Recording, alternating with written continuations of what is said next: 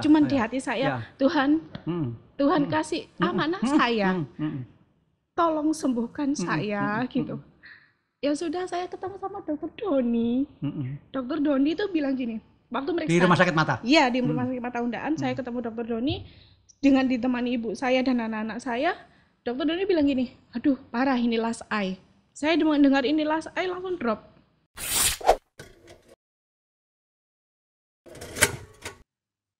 Sungguh mati kalau nggak ketemu beliau ini, saya masih tetap salah paham.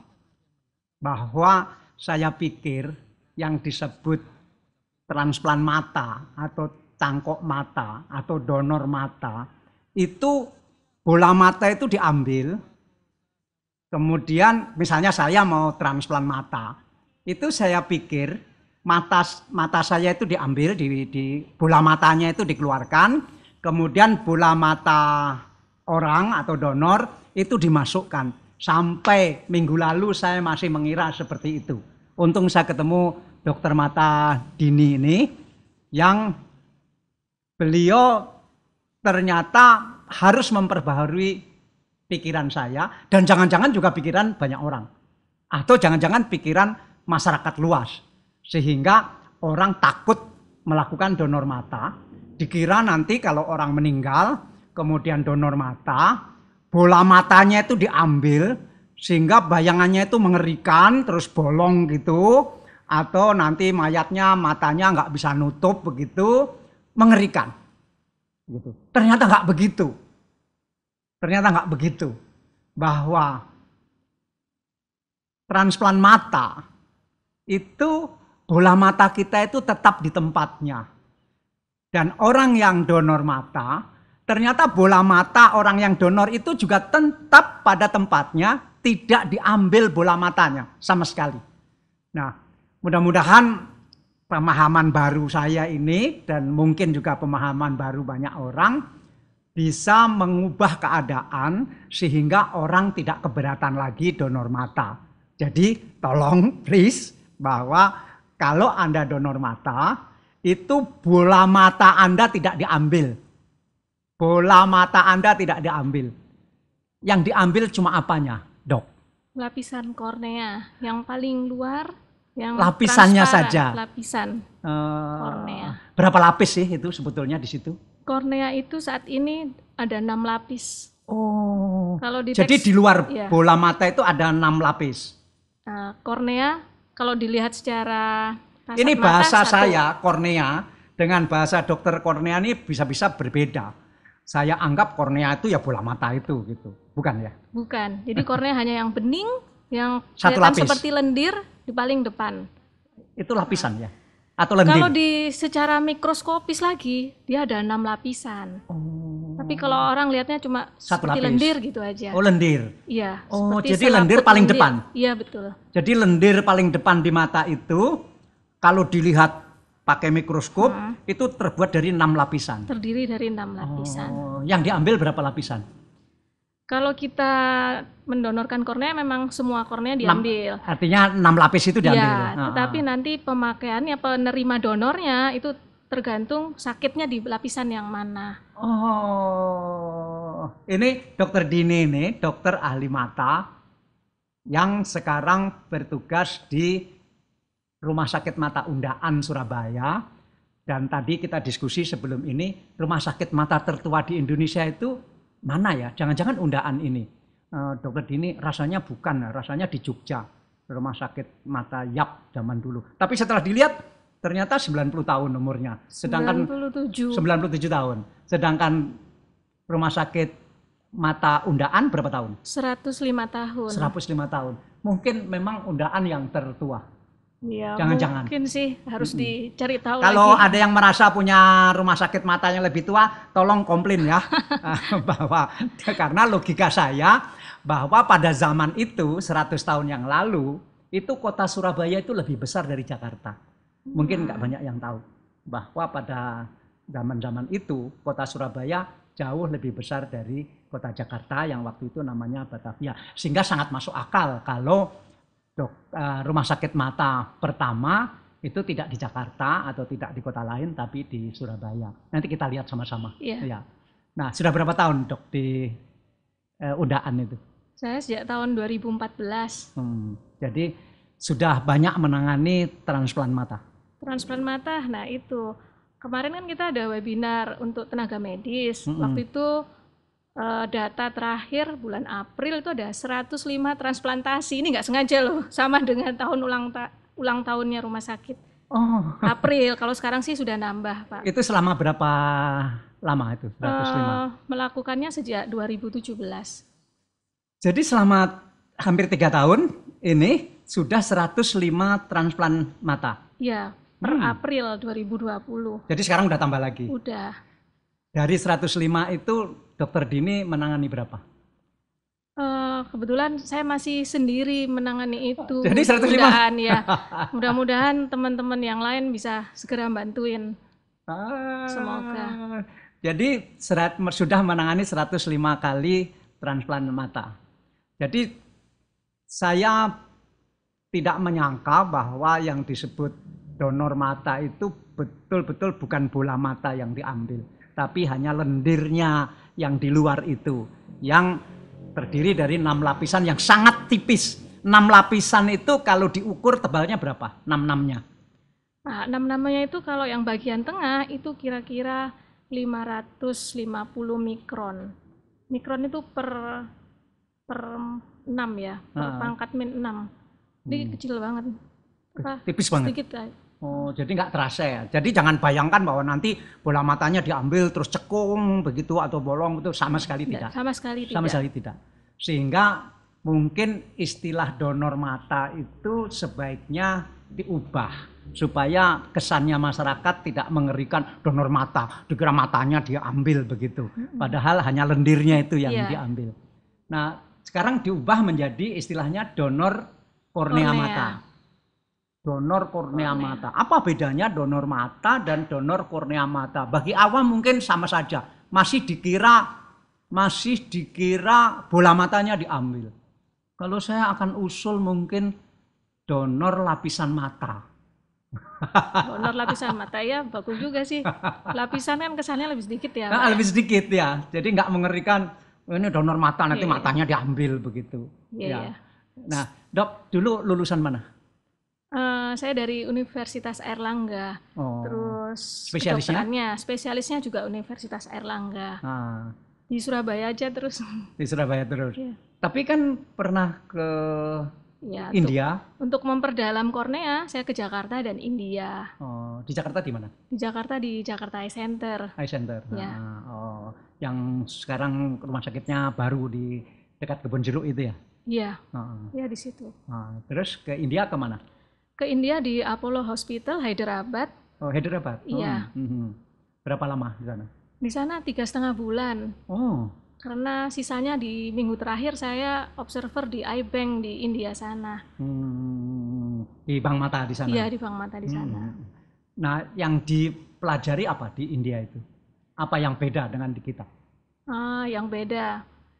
Di sana itu setiap hari ada operasi transplant kornea.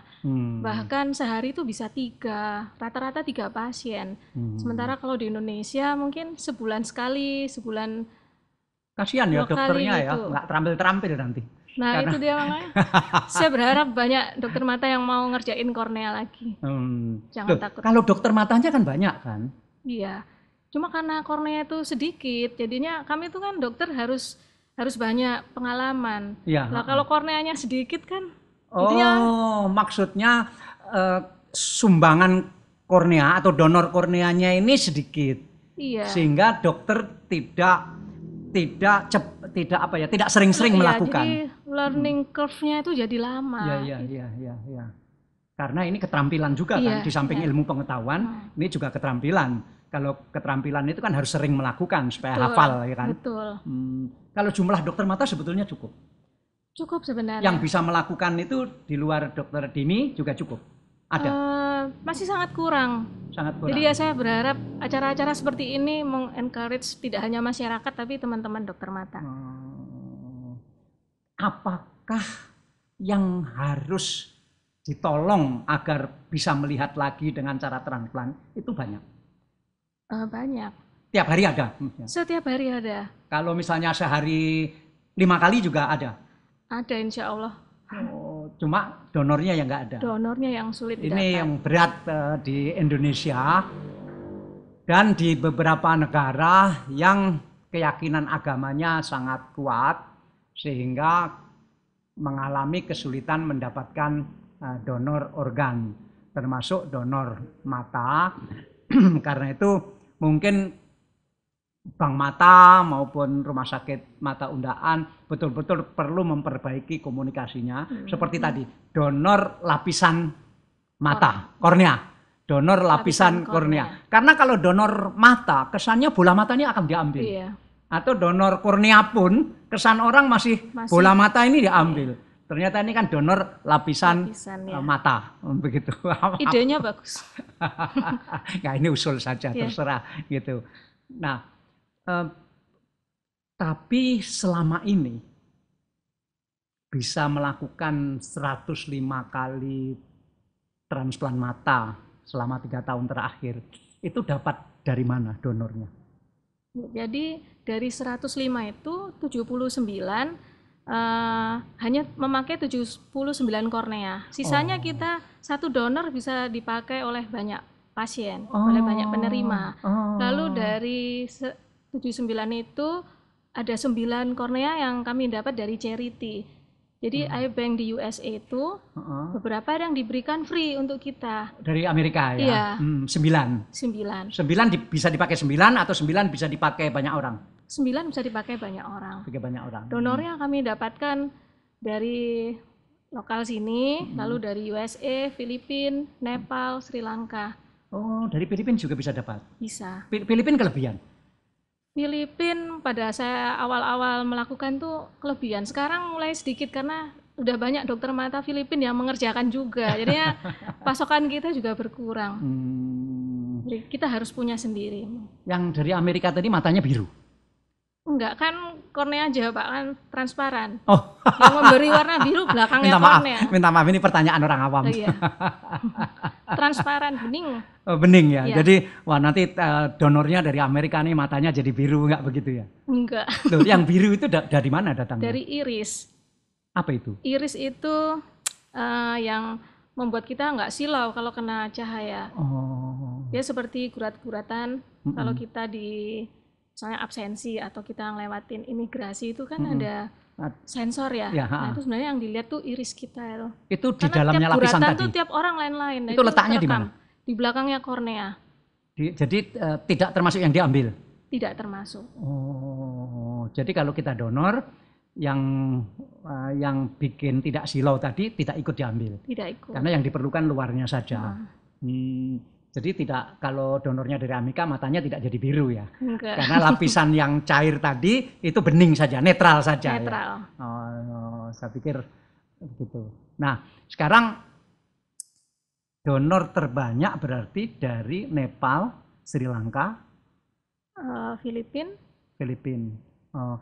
Nepal dan Sri Lanka itu negara yang beragama Buddha dan terlihat bahwa negara-negara yang beragama Buddha cenderung lebih banyak melakukan donor apa saja. Itu memang begitu? Nggak tahu. Nggak tahu saya tepatnya, tapi saya merasa memang keyakinan ini entah di sana kok lebih mudah masuknya ya. Kayak di India itu masyarakatnya kok sadar gitu loh. Mayoritas Hindu. Oh, Hindu ya. Tapi juga donor. Iya. Itu lewat peraturan, kalau di India lewat peraturan atau lewat kesadaran? Kalau di India itu dia mempunyai sistem. Jadi Hospital Cornea Retrieval Program itu dia eye bank-nya ini punya program dengan rumah sakit. Jadi ada motivator yang diletakkan di masing-masing rumah sakit. Motivator ini memotivasi keluarga pasien apabila ada yang meninggal untuk mendonorkan. Dan itu berhasil. Sistem itu semua rumah sakit itu mendukung. Saya udah bilang dengan Dokter Dini bahwa saya minta dicatat sebagai donor lapisan mata tadi. Siap Pak, makasih. Iya. Nah, jadi ada petugas yang atau relawan begitu, Iya. yang mendekati para pasien yang di rumah sakit Iya. kalau meninggal mohon bisa donor. Iya. Dan itu program itu Kita belum sudah ada berjalan. yayasan seperti Kita itu. sedang Kita bisa berusaha. diusir oleh kita bisa diusir oleh keluarganya. Ya, ini masih sedang usaha. Jakarta sudah memulai. Mudah-mudahan nanti kita juga sama-sama bisa memulai. Caranya gimana ya supaya nggak diusir oleh keluarga pasien ya? Saya kira mungkin kalau ada dukungan dari pemerintah mungkin, atau di edukasi terus akhirnya menjadi budaya gitu. Barangkali, cuma ya memang sulit sih. Tapi harus dikerjakan. Nah, Rumah Sakit Mata Undaan ini minggu lalu meresmikan semacam bank mata, tetapi levelnya lebih rendah dari bank mata, karena bank mata di Indonesia hanya ada satu di Jakarta. Yang pusatnya di Jakarta. Pusatnya di Jakarta. Ya. Di Jawa Timur ada beberapa. Di Surabaya ada, di Rumah Sakit Dr. Sutomo. Oh, namanya sudah bank mata. Bank Mata Cabang Surabaya. Oh, Bank Mata Cabang Surabaya. Nah, di Surabaya di samping Rumah Sakit Mata Undaan, apakah Dr. Sutomo juga melakukan operasi transplant mata? Melakukan. Oh, banyak mana dengan Undaan? Saya kurang tahu yang di sana. Tapi sumber donornya juga sama? Sama. Sekarang ini kami kayaknya seluruh Indonesia ini masih tergantung pusat kayaknya. Makanya harus lebih banyak. Tapi yang dapat dari Amerika tadi juga lewat Bank Mata Pusat? Iya, harus melalui pusat karena supaya tidak dianggap jual beli organ. Jadi kontraknya harus satu pintu itu tadi.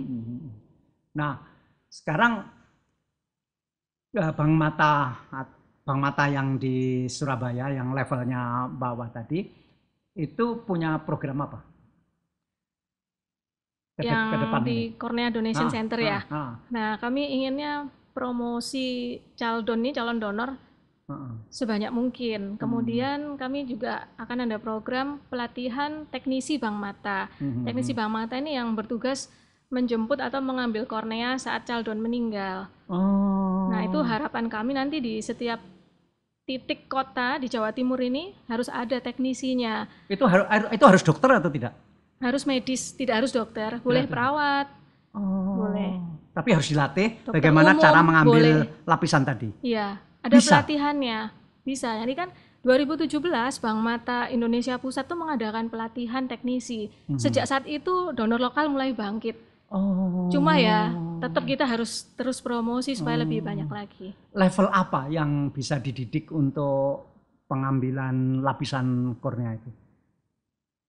Yang penting dia lulusan medis, dokter umum, dokter spesialis. Oh, kalau perawat nggak bisa? Perawat bisa, perawat. Asal sudah. Iya, perawat yang sudah bersertifikat ada kompetensi perawatnya boleh banget. Latihannya berapa lama untuk bisa mengambil lapisan kornea itu? Biasanya kemarin tuh pelatihan dilakukan 3 hari. Jadi ada teori, ada praktek. Cuma prakteknya menggunakan mata hewan. Teknik operasinya. Lapisannya sama? Lapisannya sama. Mata hewannya apa yang untuk latihan itu? Bisa kambing, bisa babi. Kambing lapisannya juga 6 juga? Kalau hewan saya belum belajar lapisannya berapa. Nah, dulu waktu praktek pertama sebagai dokter langsung manusia? Enggak, mata hewan juga. Tapi gini Pak, kalau untuk transplantasi kornea itu kalau menggunakan mata hewan itu kurang enak. Jadi waktu saya di India itu saya banyak latihannya pakai human cornea. Mayat ya? Iya. Tapi bisa aja sih, cuma agak sulit gitu. Nah, antara kambing dan babi beda nggak? Beda. Sebenarnya, lapisannya beda? Yang lebih menyerupai lapisan mata manusia itu yang babi. Jadi berita-berita terakhir ini betul ya? Itu saya nggak ngerti ya. Tapi sebenarnya memang transplantasi kornea itu sejarahnya itu memang dulu dilakukan menggunakan hewan. Cuma karena ya masalah etik dan sebagainya itu akhirnya diteliti lagi. Akhirnya di literatur itu sudah ada ya? Iya, literatur menunjukkan zaman dulu, Jadi ini bukan penemuan baru berarti? Sebenarnya enggak. Sejak dulu pun ahli sudah tahu bahwa mata babi bisa dicangkokkan ke manusia. Cuma karena ya itu kan sensitif ya, kita ini manusia, jadi banyak pro dan kontra. Lalu setelah bisa menggunakan mata manusia, akhirnya ya lebih baik manusia sih gitu. Iyalah, ayolah kita donor supaya nggak pakai matanya babi ya, kan lebih baik pakai matanya manusia. Tapi nggak ada yang mau donor, gimana ini? Mungkin setelah ini banyak yang mau, Pak. Dok, ini di luar soal mata. Saya pernah diajak ngobrol seorang dokter ahli paru yang dia sangat aktivis Islam, artinya aktivis Islam yang luar biasa. Tapi dokter ahli. Suatu saat minta saya untuk mengadakan seminar tentang mengapa dalam ayat Al-Quran itu spesifik disebut haram atas kamu daging babi. Kenapa tidak diharamkan babi? Kenapa daging babi? Dia tanya begitu ke saya. Wah, nggak ngerti Pak, saya tidak ahli. Jangan-jangan ada maksudnya. Dia bilang, dia ini aktivis Islam. Dia bilang karena banyak organ babi yang cocok untuk manusia, termasuk katup jantung. Itu katanya bisa juga pakai babi menurut dia, menurut ahlinya itu. Jangan-jangan yang diharamkan babi itu, kalau yang diharamkan adalah daging babi, jangan-jangan lapisan matanya tidak haram, begitu. Atau jangan-jangan klep jantungnya tidak haram. Saya bilang sama dokter itu, nggak berani saya, Rodi, sensitif sekali, saya nggak berani ngadakan. Cobalah Pak Dahlan adakan seminar itu katanya. Apa maksudnya kok spesifik sekali disebut daging babi, kok tidak disebut babi gitu. Nggak mau dok, terlalu banyak pro kontra nanti. Jadi tapi dan sekarang kita bicara tentang mata babi. Iya. Dok, SMA-nya di mana? SMA Negeri 2 Surabaya. Ini arek Surabaya? Arek Surabaya. Bonek. Bonita. Nah, kenapa dulu masuk kedokteran? Mata. Loh, mata itu mulai dari semester 1 sudah kedokteran mata? Enggak, dokter umum dulu. Oh, dokter umum dulu. Ya, dokter umum dulu, lulus baru dokter mata. Kenapa pilih mata? Ada teman saya tuh masih ingat waktu saya jadi dokter mata, dia bilang gini, Din, akhirnya cita-citamu tercapai ya. Karena waktu saya nulis kesan dan pesan SMP, itu saya nulis saya ingin menjadi dokter mata. Karena menurut saya, gimana ya, mata itu unik aja, Pak. Seperti yang Prof. Cahyono katakan, toh, kalau orang itu kalau Prof. Cahyono itu ketua Bank Mata Indonesia, Direktur Bank Mata Indonesia. Iya. Nah itu orang kalau nggak bisa melihat itu mengisi kehidupan kita tuh lebih banyak dari indera yang lain. Nah kemudian kan menurut saya kecil tapi kok kayaknya unik dan ternyata benar sih, kelihatannya kecil tapi banyak yang bisa kita kerjakan dan itu bermanfaat kalau kita bisa melihat tuh luar biasa kayaknya manfaatnya. Sekali melihat lebih baik dari puluhan ribu membaca. Loh, membaca pakai mata juga? Iya. Apa yang nggak pakai mata? Melihat makanan berselera pakai mata juga. Orang tua dulu mengizinkan ambil mata? Mengizinkan. Jadi kenapa India, tidak ke Amerika atau ke Jepang? Gini, sebenarnya saya daftar Jepang. Saya mengajukan grants, ternyata nggak diterima karena ada syarat yang tidak bisa saya penuhi. Kemudian saya diingatkan oleh senior di Jakarta, Dini, kalau kamu di Jepang, kamu ada kendala bahasa, kamu nggak ngerti pasien itu ngomong apa ke profnya. Tapi kalau kamu di India, pasiennya tuh lebih banyak yang bisa berbahasa Inggris. Jadi kamu nggak perlu translate dari profesor itu ke kamu gitu. Saya pikir benar juga ya. Iya. Terus kasusnya juga banyak. Kemudian alamnya ya mirip-mirip lah dengan Indonesia.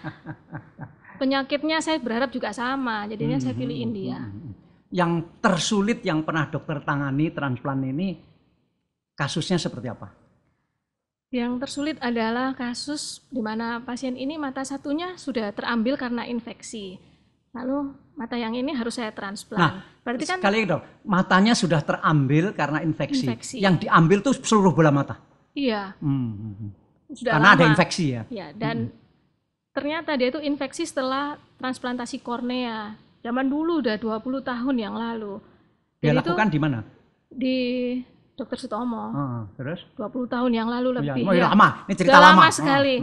Nah, dia datanglah ke kami minta tolong dan memang dia indikasi untuk operasi transplantasi kornea. Nah, itu Jujur saya takut sih, karena kalau saya gagal sebelahnya udah nggak ada lagi gitu loh. Dan bapak itu ada diabetesnya. Jadi pasien-pasien diabetes tuh resiko untuk gagalnya itu lebih besar dibandingkan yang nggak diabetes. Nah itu bagi saya yang paling sulit. Tahun berapa itu? Itu tahun 2017. Yang keberapa itu? Saya lupa, kira-kira yang ke-10 gitu. Dimana saya baru memulai kasusnya seperti itu tuh berat menurut saya. Terus apa yang dilakukan? Ya tetap saya transplantasi kornea. Dan itu akhirnya menjadi beban. Apa yang membuat Dokter Dini langsung nggak apa-apa, saya harus bisa ini gitu.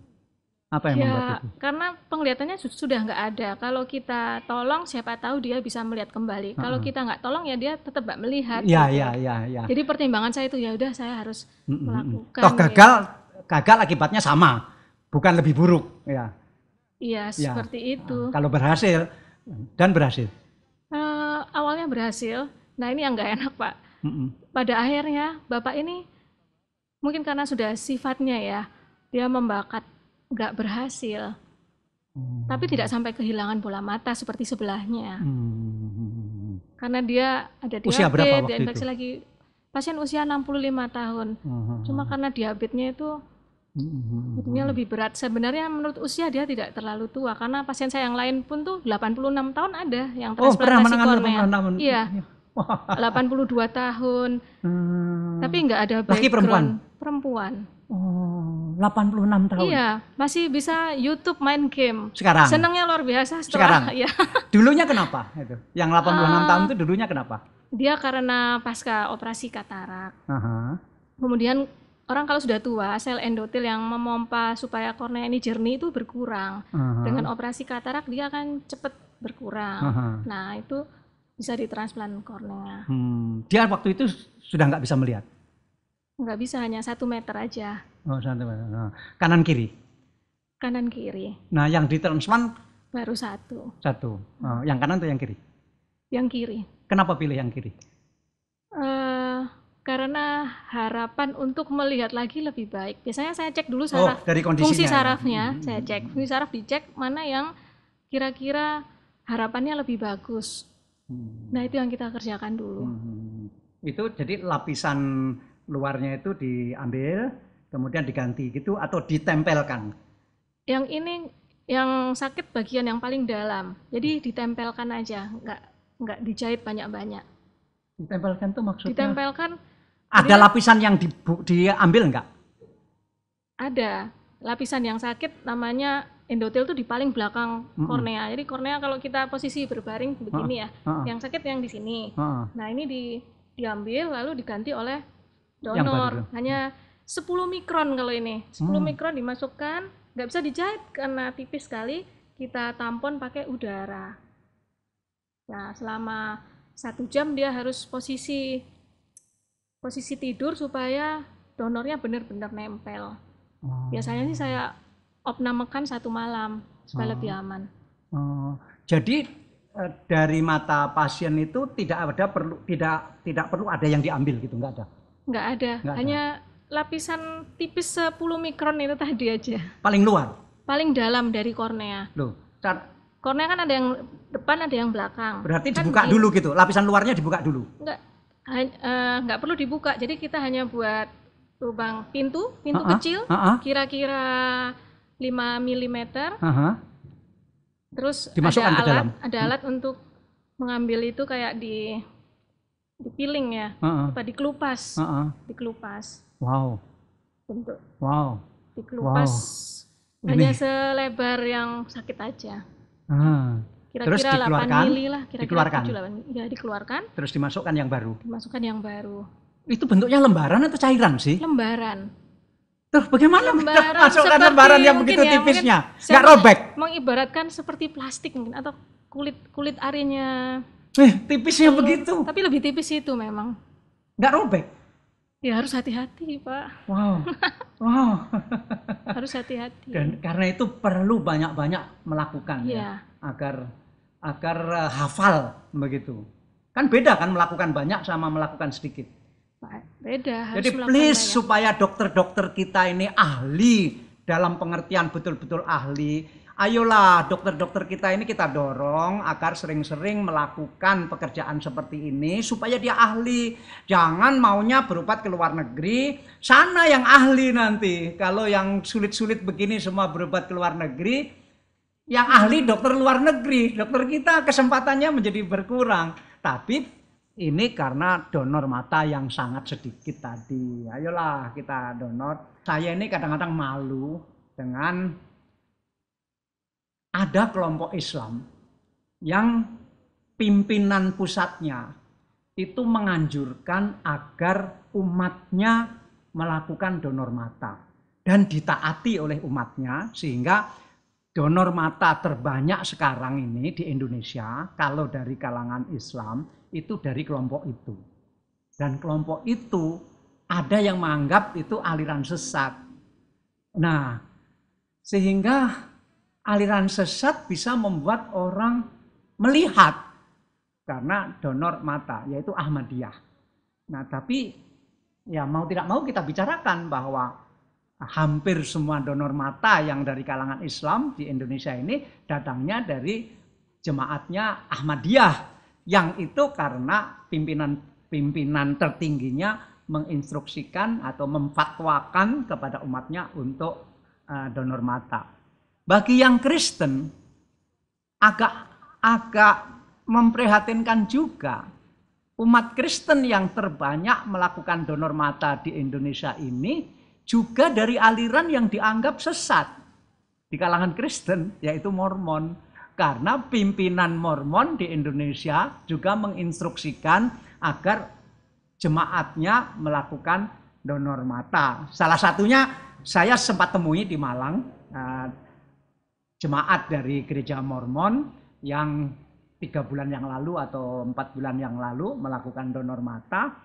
Sehingga saya, aduh gimana nih ya, yang dari Islam yang datangnya dari Ahmadiyah, yang dari Kristen datangnya dari Mormon. Ayolah, nggak usah ada begitu-begitu lagi, kita semua donor, dan bukan donor mata, donor lapisan mata. Dok, tadi katanya membawa pasien ke sini yang agak unik. Iya, ini udah kita panggil ya. Sahabat. Ayo Mbak, silakan di sini. Ini orang sepanjang ya?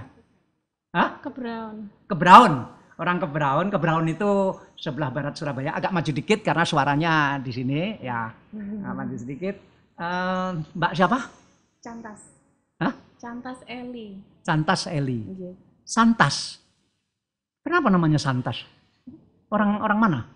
Orang Surabaya. Orang Surabaya nggak ada namanya Santas. Hah? Apa itu artinya Santas? Kalau harapan dari orang tua saya sih bahasa Arab ya? Bukan. Bahasa apa ya? Itu diambil dari sahabat orang tua saya, Cantas. Oh, gitu. Ada sahabatnya namanya Santas. Iya. Dia hebat. Terus kemudian anaknya diberi nama Santas. Iya. S-A-N-T. Hah? C-H-A. Oh, C-A. C-H. Oh, Cantas. Iya. Cantas. Nah, Dokter Dini nama lengkapnya siapa, Dok? Tadi belum mengenalkan. Dini Dharma Widyarini. Wah, ini Surabaya kalau ini. Leli, dari bentuk badannya saya duga pasti pinter masak ini. Enggak juga. Saya lihat tadi kedatang membawa masakan. Hanya sekedar Sekarang kerja apa? Saya tidak bekerja. Jadi? Meramut anak-anak. Meramut anak-anak. Okay. Terus penghasilan dari mana? Penghasilan ya sementara ini jualan makanan online, kalau enggak ya. Jualan makanan online. Ya pinter masak kan? Ini di masa Covid ini jualan. Iya.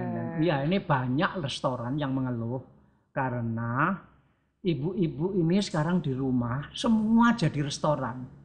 Benar. Sehingga restoran-restoran ini, Pak, sekarang kami ini kalah bersaing sama ibu-ibu ini. Semua ibu-ibu itu sekarang buka restoran di rumahnya masing-masing dengan cara tidak punya meja, tidak punya kursi, langsung saja makanannya dikirim secara online. Iya. Jadi betul ya? Benar. Jadi Anda jadi pesaing restoran yang besar-besar itu. Bukan kalau pesaing, ya.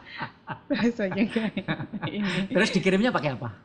Suami saya yang kirim, pakai sepeda motor. Iya. Kenapa nggak pakai Gojek? Daripada uangnya diberikan Gojek, mendingan diberikan suami. Kadang-kadang sih ada yang banyak mengeluhkan itu kalau Gojek itu biayanya lebih mahal. Kalau suami kan kurir ya sudah. Hidup suami. Ongkos flight Surabaya itu 5.000, kadang-kadang 10.000. Jadi kita sama membantu di dalam di masa pandemi seperti ini gitu. Dulu suami kerja apa? Di restoran, lalu diberhentikan. Oh, karena COVID ini. Ya, sampai detik ini juga. Jadi suaminya kerja di restoran karena ada COVID, restorannya tutup, suaminya diberhentikan, istrinya jadi restoran, dia tetap kerja di restoran, cuma sekarang restorannya istri. Hebat lah, hebat. Kerja sama yang penting. Putranya berapa? 3 habis melahirkan. Yang paling kecil umur 5 bulan. Stop ya? Stop 3 ya? Stop, ya karena yang ini, yang kehamilannya ketiga waktu saya cangkok kornea nggak tahu kalau saya hamil. Jadi kata dokter ini anugerah sekali karena bius total kan, Pak. Di bius total saya nggak tahu kalau hamil. Seandainya tahu waktu itu sedang hamil, Anda mau kornea? Transplant? Saya juga nggak tahu ini dokter itu ini boleh bagaimana. Kayak tergantung dokter anestesinya deh Pak, yang membius. Tergantung dokter jadi biusnya. Bukan soal matanya ya, soal dia kuat nggak di anestesi, di bius. Itu bius total ya? Bius total. Kan untuk berapa jam bius totalnya? Kira-kira 1 jam. Tuh. Jadi saya nggak tahu bener-bener. Apalagi prosesnya bius itu ya dok. Sangat-sangat menyakitkan. Alhamdulillah lah berhasil ya. Alhamdulillah. Berhasil matanya, berhasil juga bayinya anaknya. Iya, laki-laki. Laki-laki. Sehat. Alhamdulillah. Waktu lahir umur berapa? Waktu lahir. Umur berapa? Waktu lahir beratnya berapa? 3,7. Oh, normal sekali. Bagus lah ya. Sesar itu sempat ada ini trouble juga karena plasenta saya lengket dengan dinding rahim. Itu juga kasus saya hidupnya kasus dulu ya dok. Ya cangkok kornea ya ini ya tuh. Tapi bukan karena anestesi dulu kan? Enggak, saya kira enggak. Karena kebesaran bayi mungkin. Iya. Jadi waktu cangkok kornea itu sudah punya anak 2 plus ada hamil. Iya. Nah, berarti waktu itu umur berapa ya? Saya 29 tahun. 29 tahun. Iya. Itu berapa bulan yang lalu cangkok? 1 tahun yang lalu. Iya, 1 tahun yang lalu. Sekarang udah normal ya? Kalau penglihatannya berapa meter ya dok ya bisa? Kayak gini tuh maaf ya Pak, ngelihat maaf mukanya Pak Dahlan itu remang. Dia kanan kiri Pak. Kanan kiri saya ini. itu. Ini nanti kanan mau dijadwalkan oleh dokter Dini cangkok lagi karena tanggal 25 Oktober kemarin saya habis operasi. Saya itu di Rumah Sakit Mata Undaan kan termasuk pasien lama ya Pak ya. Dari penyelamatan mata penglihatan saya itu sampai 16 kali operasi. 16 kali Pak. Kok serius banget? Iya, 16 itu kenapa? kali. Kenapa dok? Karena gini loh Pak, dia itu ada penyakit autoimun dia. Dia namanya blefaritis. Jadi kalau orang awam bilang kayak ketombean tapi di bulu mata. Tapi bukan ketombe sih. Nah, dia itu mempengaruhi kornea. Jadi kornea itu sangat rapuh. Nah, kanan kiri rapuh. Bahkan mata kiri itu hampir dia kehilangan bola mata. Iya, karena benar-benar rusak. Ada lubang. Saat itu ada lubang, kita tidak ada kornea. Waktu mau ditolong BPJS-nya mati ya. Ingat nggak? Iya, karena itu tadi karena efek ekonomi mau operasi ya dok ya? Iya, sudah mau operasi. Sudah mundur, saya enggak. Jadi sudah mendaftar operasi, tiba-tiba dilihat BPJS-nya mati. Iya, itu saya bilang udah nggak apa-apa, kamu operasi aja, nanti bisa saya usahakan. Dia nggak mau, saya kepikiran tuh. Iya. Itu udah kempong banget ya dok. Bola matanya itu kan, bola mata itu kan keras ya Pak Dahlan. Itu nggak tahu saya nggak pernah. Itu ini kayak apa ya, gembos gitu. Udah saya jadi begini tuh kempes gitu? Iya. Itu sudah perforasi itu lubang. Tapi akhirnya bisa selamat sih. Kalau yang kiri dia itu penglihatannya bisa lihat tulisan yang paling besar aja. Yang kecil-kecil emang nggak bisa. Sekarang ini? Iya. Yang kanan itu masih harus ditolong atau apa? lagi. Ya biasanya sih. Karena autoimun tadi? Iya, autoimun. Tapi kenapa autoimun yang diserang mata kok bukan yang lain? Ya, bisa sih Pak, nggak harus organ lain. Tapi organ lain selamat? Alhamdulillah. Alhamdulillah. Nah, autoimunnya sendiri nggak diobatkan? Enggak, karena biayanya mahal kan. Waktu itu sama dokter Puspa, atasnya dokter Dini itu menyarankan untuk periksa darah di salah satu laboratorium di Surabaya. Karena tingginya biaya itu saya nggak bisa, ya sudah, saya hanya diberi obat buat menekan itu nggak naik ke mata. Dan itu di lambung itu nyerang, sakit sekali. Biar sekali minum itu 2 ya dok ya, dosisnya sehari 2 kali, itu biar nggak naik ke kelopak mata itu loh Pak. Gitu. Terasa sejak umur berapa? Gangguan terhadap mata ini? Mulai tahun 2017. Loh, baru ya? Iya. Dulu-dulu normal saja? Iya. Jadi waktu sekolah normal saja? Normal. SD normal? Normal. SMP normal? Normal. SMA normal? Iya. Tamat SMA? Masih normal. 2017 itu ditambah lagi saya kena hantaman itu tadi. Malah jebol lagi gitu. Habis SMA kemana? Kerja saya. Kerja? Iya. Kerja pertama di mana? Di salah satu restoran di Oh, Surabaya. restoran. Iya. Loh, karena hantaman itu apa maksudnya? Nggak baik. Kenapa? Apa-apa kalau kamu mau. Itu korban KDRT saya. Oh, Pak. ada. Iya, saya mau nyelamatin anak saya dicotos bras gitu. Saya nggak tahu kalau itu kornea saya pecah Pak. Saya kira itu ya sudah, kan habis ditonjok nih ya. Pakai tangan? Iya. Atau pakai alat? Iya. Tangan. Saya nggak tahu. Tiba-tiba mata saya itu keluar air mata dengan sendirinya. Yang kiri enggak, yang kanan terus ngejos terus. Akhirnya saya berusaha ikhtiarnya tuh ke rumah sakit. Ke rumah sakit terakhir itu di rumah sakit di Surabaya, ditangani oleh profesor. Rumah sakit umum nih? Iya. Bukan mata maksudnya? Bukan. Nah, rumah sakit umum. Akhirnya ditangani oleh profesor. Ini tetap tidak bisa. Ya udah saya menetes terus? Iya, ngejos sampai tapi pandangan nggak berubah? Sudah tidak bisa melihat, hanya melihat muka anak. Padahal sebelum dijotos itu masih bisa melihat? Masih normal? Iya. Terus habis gitu saya hanya melihat anak saya tuh gini. Nggak bisa. Loh, tapi kan satu yang dijotos kan satu mata. Iya. Satunya kan baik. Sudah rusak juga. Sebelum dijotos sudah rusak? Iya, sudah rusak. Jadi dua-duanya. Kok jotosannya nggak kena yang sudah rusak aja ya? Dua-duanya sih Pak. Iya.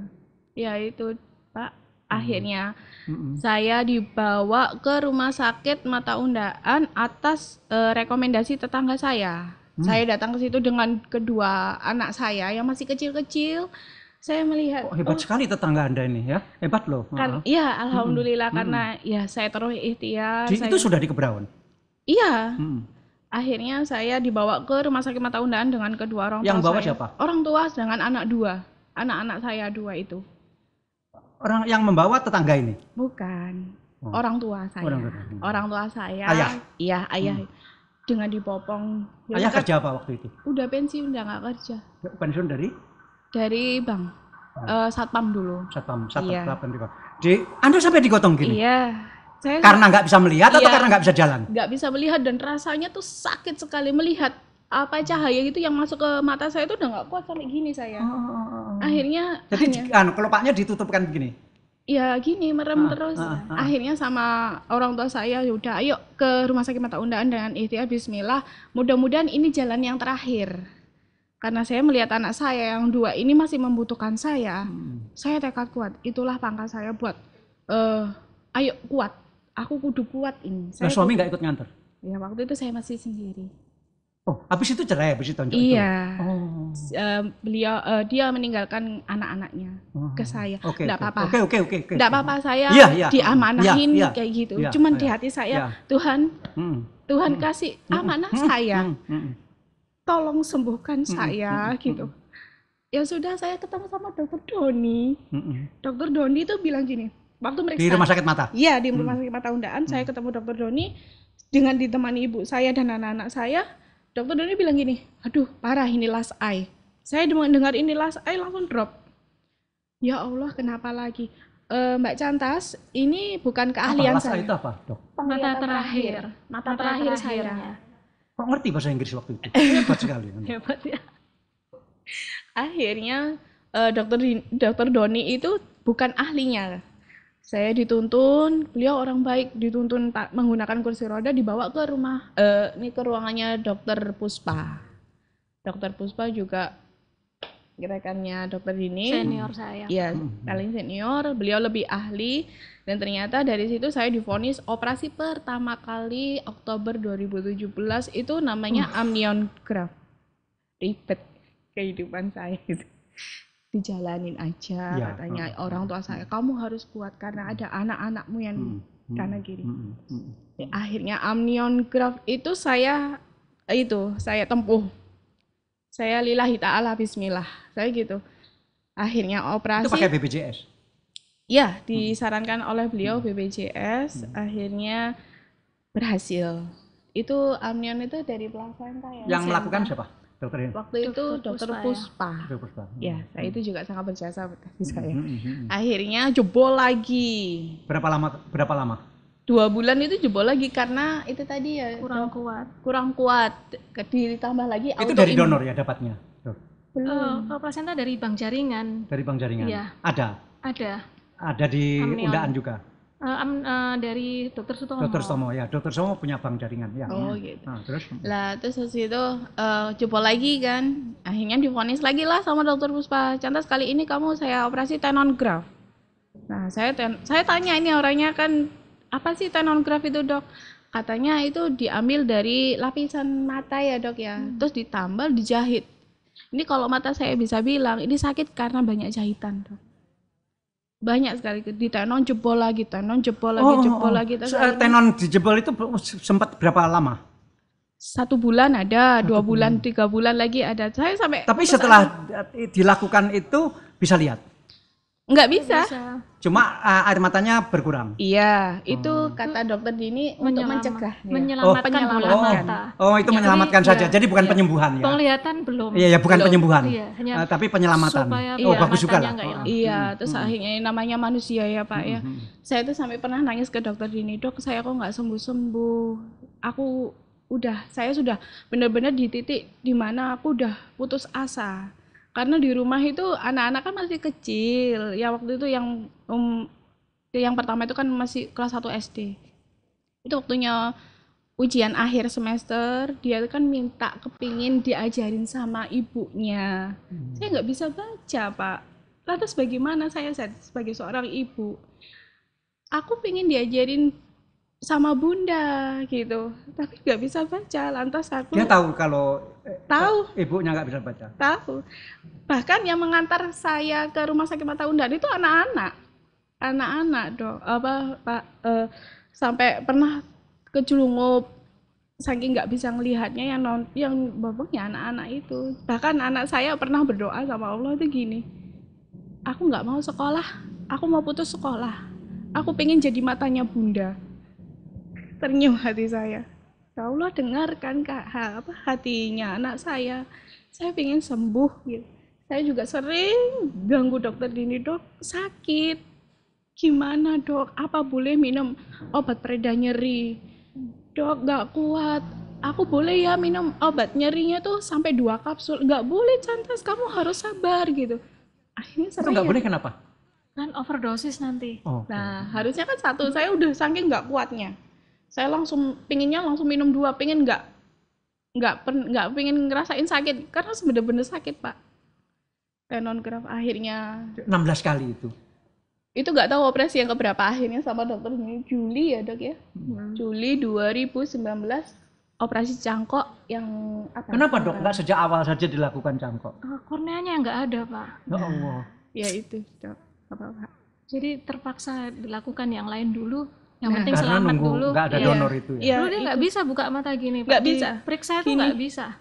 Gini karena lihat matahari sinar itu udah gini saya. Sampai pernah putus asa saya mau bunuh diri. Kalau nggak ada anak-anak ini mungkin saya pengen mati. Hal terbesarnya. Cuman yang jadi penguat saya adalah ibu. Kamu harus kuat. Ini ujian. Ayo kasihan anak-anakmu. Yang namanya sakit pasti akan ada obatnya gitu. Saya juga sering bilang ke dokter Dini gini, Dok saya nggak kuat, saya udah capek riwa-riwi rumah sakit mata Undaan. Seberapa usaha dokter Dini untuk segera mendapatkan donor?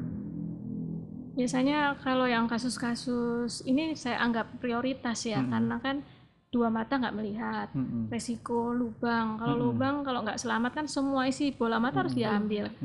Jadi kalau ada donor yang datang, diprioritaskan yang seperti ini. Artinya sampai mengurus kemana-kemana untuk segera bisa dapat donor mata ini. Oh, nggak bisa juga sih Pak, memang harus menunggu. Iya, menunggu.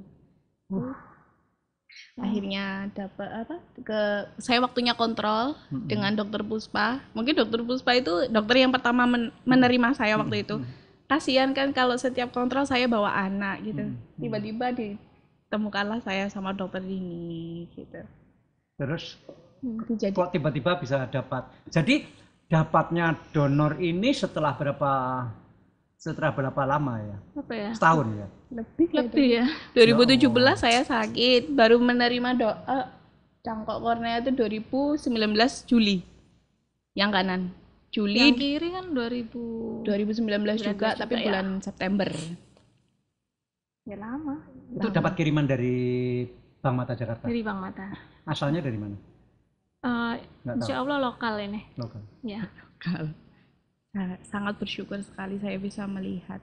Jadi sampai 17 kali itu yang terbanyak untuk mempertahankan, iya. Bukan untuk menyembuhkan. Bukan. Untuk mempertahankan karena mungkin dokter ini nggak tega ngomongnya, takut bola mata sama beliau disembunyikan. Ayo kita operasi lagi dengan nadanya yang ayo contoh operasi. Kalau lagi, saya contoh, dulu menunggu 4 bulan karena donornya banyak, tapi yang cocok dengan saya nggak datang-datang. Itu ada misalnya waktu nunggu setelah 2 bulan itu ada hati yang datang, tetapi setelah diperiksa nggak cocok, sehingga untuk orang lain begitu. Terus bulan ketiga ada juga donor, tapi ternyata juga hatinya ada masalah. Jadi dianggap tidak menyelesaikan masalah. Baru bulan keempat ada donor yang cocok dengan saya, langsung saya dioperasi yang ganti hati dulu. Jadi saya juga mengalami yang disebut buying time ini.